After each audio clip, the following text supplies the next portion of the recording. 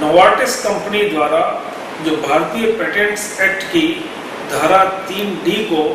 चुनौती देते हुए सर्वोच्च न्यायालय में जो अपील की हुई है वह देश विदेश में कैंसर पेशेंट्स के लिए एक तरह से निर्णायक सिद्ध होगा, क्योंकि विश्व भर में कैंसर के अधिकांश पेशेंट्स जो एंटी ब्लड कैंसर दवाई है ग्लीवेक या इमेटिनिब मेसाइलेट जो बेसिक कंपाउंड है वो अधिकांश लोग भारत से ही मंगाकर उपयोग करते हैं। विश्व भर में नोवार्टिस कंपनी का एकाधिकार होने से यह दवाई कहीं भी 1000 रुपये से कम में उपलब्ध नहीं है। भारत में भी नोवार्टिस की जो ग्लीवेक आती है वह 1000 रुपये प्रति 100 mg कैप्सूल का आता है,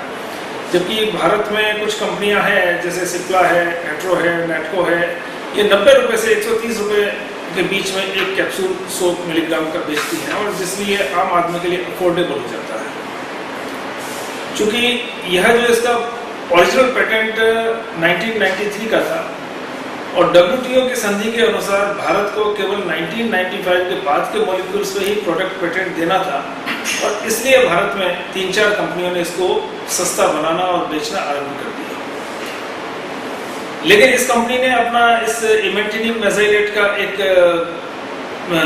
रूपांतरित स्वरूप जिसको बीटा क्रिस्टलाइन फॉर्म कहते हैं उसका एक पेटेंट 1997 में और ले लिया। लेकिन चूंकि भारतीय पेटेंट एक्ट की धारा 3D कहती है कि incremental research is not patentable, तो मूल जो प्रोडक्ट है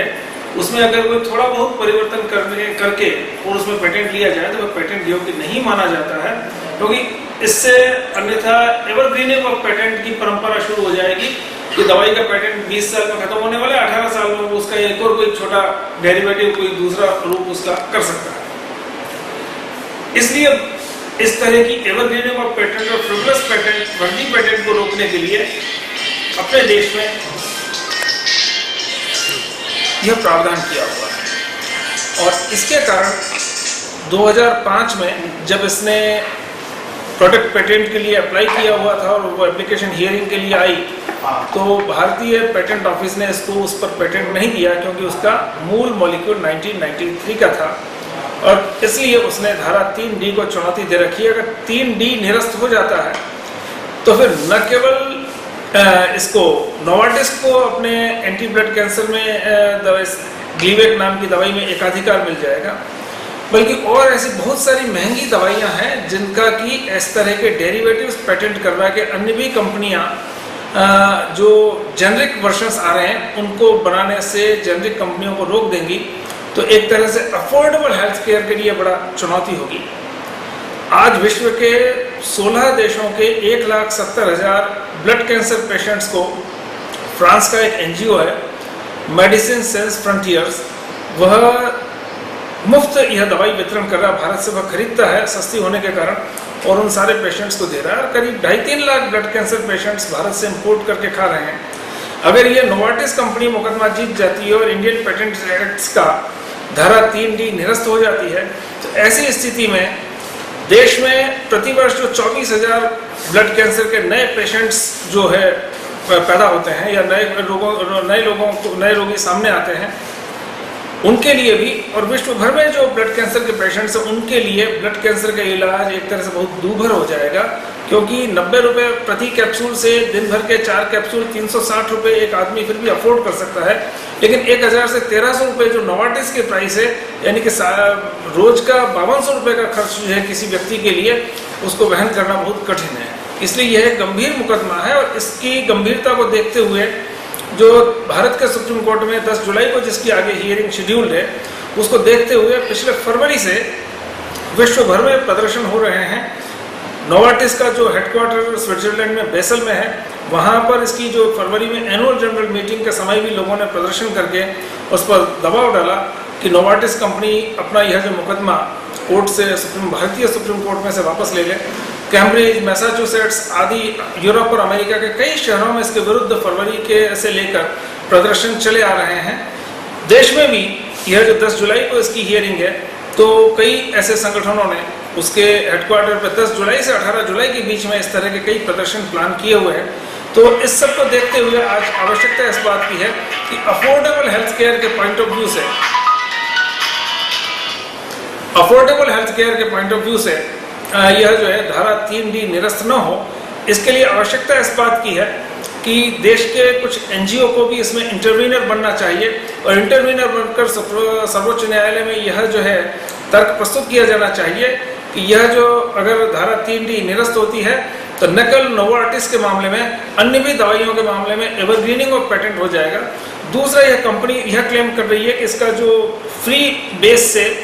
बीटा क्रिस्टलाइन फॉर्म में इसकी एफिकेसी 30% बढ़ गई है, जबकि वस्तुतः ऐसा नहीं है। इसलिए प्रैक्टिशनर्स को भी इस बात पर सामने आना चाहिए कि यह जो इसने बीटा क्रिस्टलाइन फॉर्म पेटेंट कराई है उसमें और इसमें ज़्यादा अंतर नहीं है। इसके ऊपर अगर जो एविडेंस उनके क्लिनिकल प्रैक्टिस में आई है तो उसे भी सर्वोच्च न्यायालय के सामने रखना चाहिए।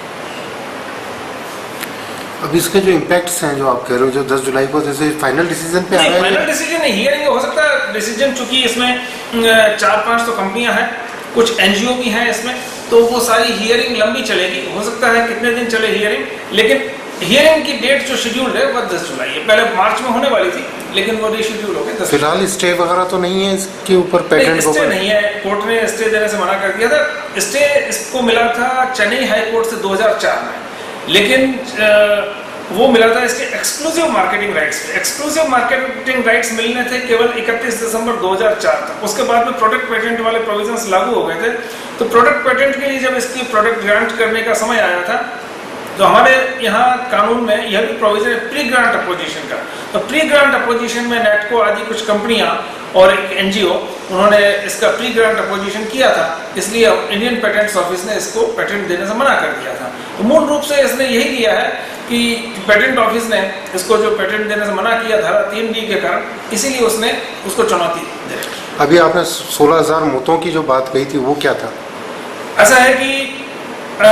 देश में ऐसे बहुत सारे लोग हैं जिनके लिए 360 रुपये रोज की या 400 रुपये रोज की, यानी कि 12-15 हज़ार रुपये महीने का अगर ट्रीटमेंट कॉस्ट अफोर्ड नहीं कर सकते और उनको ब्लड कैंसर है तो वो बड़ी संख्या में मर जाते हैं। फिर भी